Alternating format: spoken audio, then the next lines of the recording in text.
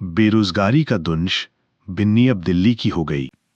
ये ठीक से गांव की भाषा बोल नहीं सकती है क्योंकि के उनके पापा रत्नेश 40 वर्ष पहले दिल्ली आकर बस गए थे।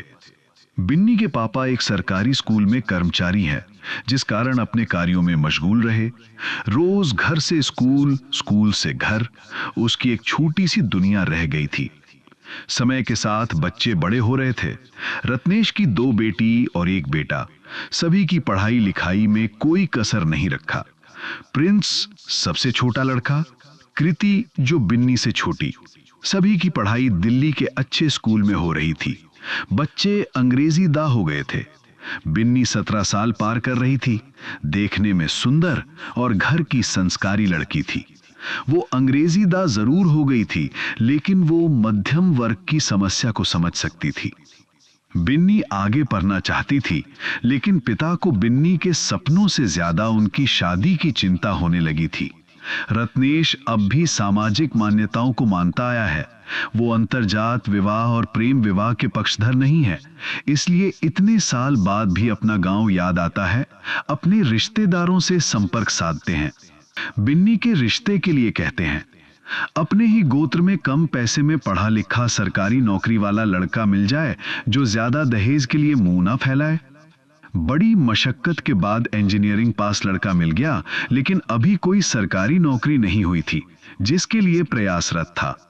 रत्नेश को भी दिमाग में सरकारी नौकरी वाला लड़का का भूत सवार था, लेकिन बिहार में सरकारी नौकरी वाला लड़का के दहेज से परिचित थे, फिर भी उम्मीद न छोड़े थे। सरकारी नौकरी वाला लड़का से रिश्ता करना बहुत टेढ़ी खीर है। दहेज की रकम देने में मध्यवर्गीय परिवार का सब कुछ गिरवी लग जाता है। रत्नेश ने शेर की चाल चलकर इंजीनियरिंग लड़का में अपार संभावना देखते हुए बिन्नी की शादी के लिए रिश्ता तय कर लिया, जिसमें ज्यादा दहेज की रकम नहीं देना पड़ा, जिससे रत्नेश खुश थे। बिन्नी की शादी उसकी मर्जी के खिलाफ एक सुदूर ग्रामीण क्षेत्र में बड़े धूमधाम से करवा दी। बिन्नी की शादी जिस गांव में करवाई गई वो पिछड़ा गांव था, जो बिहार की कोसी नदी के तट पर स्थित था, जहां हर साल बाढ़ में सारा यातायात बाधित हो जाता। कई बार वहां के लोगों को विस्थापित होकर ऊंची सड़क पर तंबू का सहारा लेना पड़ता। बिन्नी के लिए ये अलग दुनिया जैसा ही था। गांव और शहर के कल्चर में जमीन और आसमान जैसा अंतर था। खाना बनाने से लेकर रसोई घर की व्यवस्था, साथ साथ गाय भैंस बकरी इत्यादि। माहौल खाटी किसानी, खेत खलिहान, नदी तालाब, नाच तमाशा, गरीबी। बिन्नी उस कल्चर में कतई फीट नहीं बैठ पा रही थी। उनके सपनों का कचूमर हो गया था। बिन्नी करे भी तो क्या करे, बिन्नी उस खूंटे से मुक्त भी नहीं हो सकती थी। शादी के बंधन में बंधते ही वो जिंदगी के अनेकों सूत्रों में बांधा गई थी। मान मर्यादा, संस्कार, विश्वास, समर्पण, इन सब चादरों को ओढ़कर अर्ध नारी से पूर्ण हो गई थी। आधा अंग पति और पत्नी मिलकर जीवन का आधार तलाश रहे थे, लेकिन वो सूत्र अब भी नहीं मिल पा रहा था। बिन्नी बेमन अपने आप को ढालने की कोशिश भी करने लगी थी। पति समर के लिए भी शादी के बाद की जिंदगी एक चुनौतीपूर्ण लग रहा था। लाखों रुपए इंजीनियरिंग की पढ़ाई में खर्च करके कोई भी रोजगार हासिल न कर पाया था। अनेकों बार सरकारी और गैर सरकारी संस्थान के इम्तिहान में असफल रहे।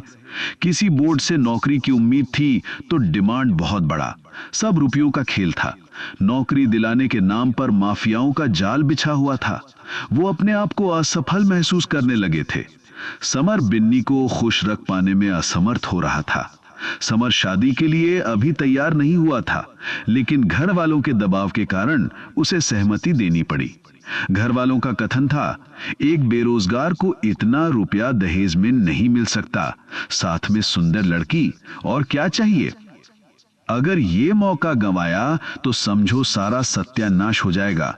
राजेश अपने बेटे समर पर जोर देते हुए कहा था कि हमने जमीन बेचकर गहने गिरवी रखकर तुम्हें इंजीनियर बनाया है। उस समय समर को हां कहने के अलावा कोई दूसरा विकल्प नहीं मिला था। आज समर शादी के फैसले को लेकर अफसोस जता रहा है। पहले अपने पैर पर खड़ा होना चाहिए था, लेकिन अब सोचने से क्या फायदा। पिता के पुश्तैनी जमीन पर कई सालों से बाढ़ सुखाड़ के कारण फसल उपज नहीं पाई। वो खुद का कोई रोजगार खड़ा करना चाहता था, लेकिन बिन्नी के घर वालों को ये कतई पसंद न था। उसका दामाद गांव में संयुक्त परिवार में रहे। बिन्नी के मम्मी पापा चाहते थे कि दोनों शहर में साथ रहें, दामाद जी वहीं नौकरी की तलाश करें। समर हर हाल में कमाना चाहता, लेकिन पूरे परिवार को छोड़ना नहीं चाहता। समर शहर जाकर भागदौड़ भी की, लेकिन उसको कोई अच्छी नौकरी न मिली। वो वहां से भाग आया। अब बिन्नी के पापा जी को एहसास हो गया कि उनके बस की बात नहीं है नौकरी तलाशना। पापा जी किसी कंपनी के आदमी से बोलकर दिल्ली में जॉब पर लगा दिए। वहां भी महीने की सैलरी बहुत कम थी। समर बिन्नी को लेकर दिल्ली आ गए। दोनों साथ साथ रहने लगे। बिन्नी के परिवार वाले अब खुश थे। चलो धीरे धीरे दोनों की जिंदगी खुशहाल हो जाएगी। समर को उस कमाई से दिल्ली में रहना मुश्किल हो रहा था। तंग हाल में बिन्नी को घर से मदद लेनी पड़ जाती थी। अब समर को ससुराल वालों से उलाहना भी मिलने लगा था। समर अपने आप को वहां फिट न समझकर नौकरी छोड़ देता है। जो रकम मिलता था उससे ना तो समर का गुजारा हो पा रहा था, न ही घर पर बूढ़े माँ बाबूजी की मदद। इस प्रकार के निर्णय लेने की वजह से बिन्नी के मम्मी पापा बहुत आहत हुए। अब बिन्नी की शादी करवाने पर पछतावा होने लगा था। बिन्नी शहरी जरूर थी, लेकिन कलात्मक गुण से संपन्न थी। ब्यूटी पार्लर और सिलाई कटाई का इल्म भी था। जब भी कोई नया फैशन आता, बिन्नी खुद से कपड़े के डिजाइन कर पहन लेती। बिन्नी अपने आसमान के टुकड़े को सिलना चाह रही थी। वो जान गई थी कि शादी के बाद अच्छा बुरा पति का ही घर लड़की का होता है। अपने पिता के फैसले पर चिढ़ होती, लेकिन अब काफी देर हो चुकी थी। अब वो फैसला कर लेती है कि वो गांव में ही अपने आप को स्थापित करेगी। शादी में जो सिलाई का मशीन मिला था, उसके पैर मशीन पर थिरकने लगी। देखते ही देखते मोहल्ले के सारे ऑर्डर बिन्नी के पास आने लगी। अब उसे नहीं लग रहा था कि वो अपने आत्मसम्मान के साथ खेल रही है। इस बीच मम्मी पापा अपने आप को दोषी भी खुद को मान रहे थे। बेटी का जीवन उसे अंधकार लगने लगा था। वो बिन्नी के दिमाग को समर से मुक्त होने के लिए ब्रेन वॉश भी करने लगा था। मम्मी पापा का तर्क था कि अभी जिंदगी की पहली ही पड़ाव है, तुम्हारी शादी और कहीं करवा देंगे जहां तुम खुशहाल जिंदगी बिता सकती हो। ये सवाल बिन्नी के लिए आसान ना था, लेकिन उसके अंदर सवाल उठना लाजमी था। बिन्नी के अंदर जिंदगी के द्वंद्व की हिचकोलियां तेज कर दी और अंततः बिन्नी और समर के बीच दूरियां बढ़ने लगीं।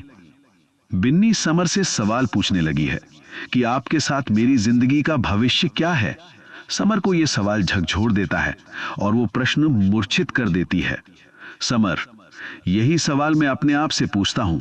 ये दोष खुद पर मढ़ूं या व्यवस्था पर? आज मेरे जैसे बेरोजगारों का काफिला खड़ा है। अब मुझे सिस्टम पर कोई भरोसा नहीं रहा। मैं खुद का रोजगार खड़ा करना चाहता हूं। देखना, एक दिन सब कुछ ठीक हो जाएगा। किसी के आगे हाथ नहीं फैलाना पड़ेगा। बिन्नी, लेकिन आज हमें मुसीबतों का सामना करना पड़ रहा है। कल किसने देखा है?